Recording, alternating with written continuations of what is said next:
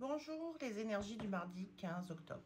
Alors je vous ai pas fait de vidéo ces jours derniers parce que j'ai été bien fatiguée et donc je me suis choisie, je me suis priorisée et voilà, si je suis pas une Formule 1, je ne travaille pas.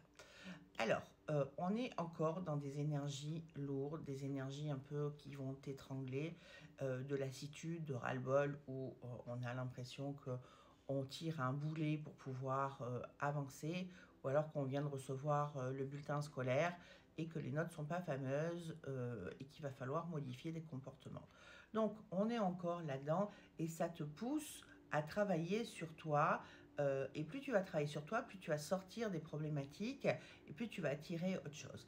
En attirant autre chose, tu vas vibrer différemment. C'est-à-dire que quand tu vibres la tristesse, l'abandon, la dépendance, tu vas émettre, c'est presque, on va dire, corporel, hein, tu vas émettre une vibration, hein, une énergie particulière qui va se dégager de toi et tu vas donc attirer dans ta vie des gens qui vont par effet miroir te renvoyer la même chose et te permettre d'aller travailler cette blessure ou cette émotion et de modifier ton état psychologique, tant humain que tes mémoires transgénérationnelles, que l'aspect karmique des choses. C'est un sacré package qui nous est proposé au quotidien.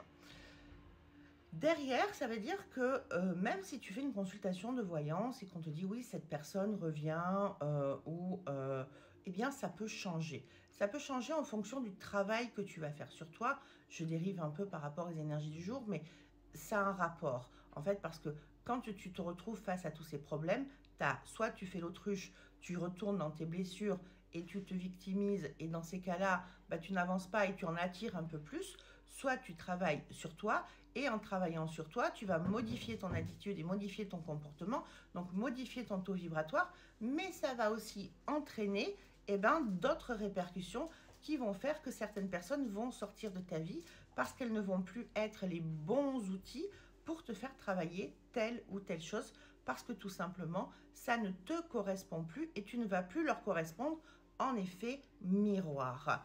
Et ça, c'est quelque chose qui est important à comprendre, c'est qu'en fin de compte, tu es toujours la même personne, mais ta vibration, ce que tu as résolu au niveau de ta personnalité, de tes mémoires transgénérationnelles, de ton chemin d'âme et ce pourquoi tu es là, vont modifier ton taux vibratoire. Et en modifiant ton taux vibratoire, eh bien, tu te retrouves, c'est comme si tu étais dans un immeuble, tu es au 5e, puis tu es toujours la même personne, mais tu as d'autres perceptions et tu vas te retrouver du coup au 7e.